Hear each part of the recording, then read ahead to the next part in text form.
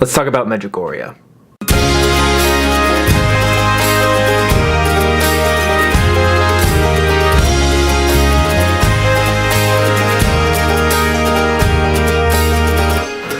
Okay, where to begin with Medjugorje? It's a very hot topic among Catholics and Catholic circles, especially with regards to pilgrimages. So please be patient with me. Please hear me out when I discuss all about this and about Medjugorje. Now, to first start, a very brief history of Medjugorje. Medjugorje is a town in present-day Bosnia. It's also near the border of Croatia. And basically in 1981, the story goes that two teenagers were walking by, saw a woman holding a child, were a little bit frightened, and didn't really approach. They kind of realized, I guess, it was Mary. Then it happened again a second time on the second day, and then it kept happening, and eventually they had four more friends that came. And in that, Mary began to speak to all of the kids and telling them about a biography of Mary, telling people that they need to be praying and fasting and all just kind of the standard things that we know from other Marian apparitions. The issue is according to those people that have said they saw the visions, some of them are still claiming that they are getting visions and apparitions of Mary even to this day. Now, I'm not going to say one way or the other, mainly because the Vatican hasn't said one way or the other on this. I have my skepticisms personally, especially on certain things that were apparitions and visions and what Mary said. And I put quotations on that because some of the sayings, just, that's not Mary. And I actually agree with Holy Father Pope Francis when he says, Mary is our mother.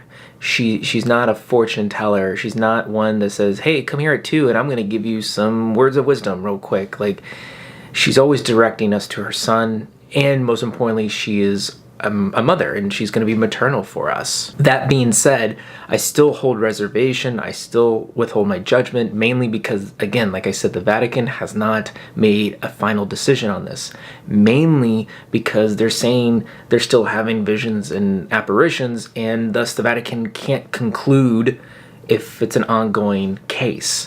What the Vatican says, and what the Holy Father said, that what we should be looking further into is the first 7 apparitions, of the first 7 appearances of Mary that they are claiming.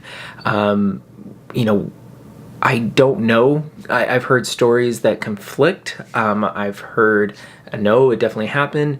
There's here, there, and everywhere, but the Vatican is still looking at it, and I'm, praying for them through all this and how it goes. So you may be asking, okay, so Jason, why are you talking about Medjugorje? Well, again, Medjugorje for some people is a very holy site, and people take pilgrimages there. And before, recently, it was not allowed, or you were allowed to go, but it wasn't technically a pilgrimage site recognized by the Vatican.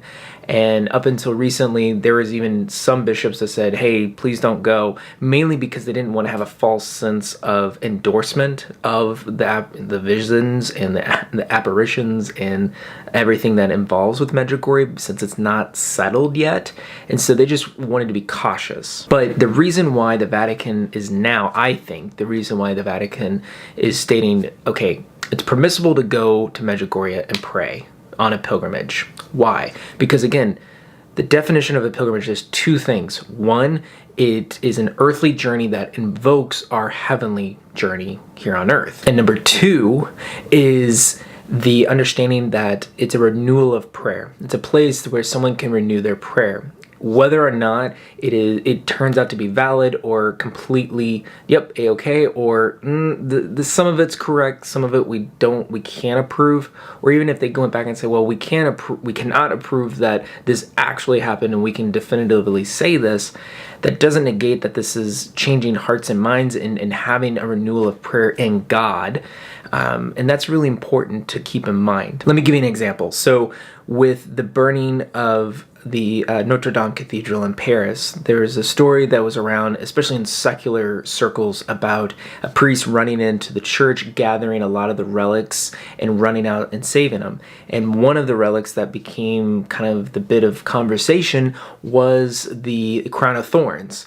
And again, the French and the Catholics there, they believe that that is part of the actual crown of thorns. I don't know. It could be, and it couldn't be. And some people were just like, oh, right, no, it's not. No, it's not. And some people are like, no, it is, it is. But the point of it, too, is also to understand that whether it is or isn't, that doesn't negate the holiness in a place of pilgrimage for those souls. So if I was someone that went there, and because of the crown of thorns, because I wanted to see it, even if it's not really, like I end up, I die, go to heaven, and God's like, Jason, that wasn't really the crown of thorns.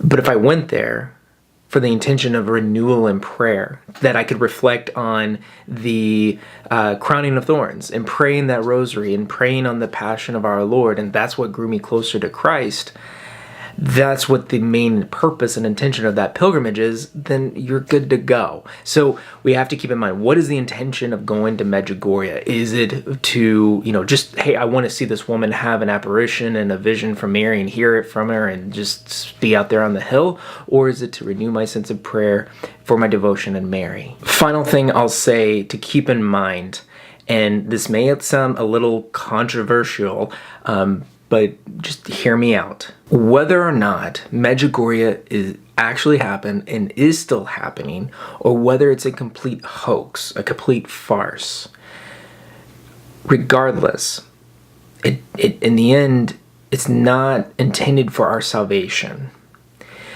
If it ends up being true, then that means it was a true revelation from Mary. She revealed herself to these kids. But that was for a private revelation, strictly for the kids. Now, they could speak about it in a greater context, but a private revelation is not necessary for my salvation. And this is where I'm talking about being controversial, is let's say this is true. Then it's on the same playing field as Fatima, as Lourdes, as Guadalupe, and any other approved Marian apparition around the world and throughout history. All of those apparitions are ultimately private revelations to that individual or to those group of people for their souls and for them to know and maybe for the greater public to know. But it doesn't have to be anything. It's not new revelation. It's not divine revelation. That ended at the time of St. John when he died. And at that moment, once divine revelation concluded, we don't need any further revelation for our souls to be saved and to go to heaven. I hope this helps. I just wanted to make a short video about this and talk a little bit about it. Let me know what you think down below in the comments. Do you think, Medjugorje is real and you see certain things within those apparitions and what was said by Mary to be true and to be valid and things to think about? Or do you think it's a hoax and you think, people are kind of abusing this and playing along? Would you ever consider going to Medjugorje on pilgrimage? Why or why not? I would love to hear from y'all. I know for me personally, right now, if you ask me, Jason, would you ever go to Medjugorje on pilgrimage? Honestly, right now, no. I wouldn't. There's plenty of other beautiful shrines and basilicas and Marian apparitions that are approved by the Vatican that I don't have to question or have to go, well, I don't know.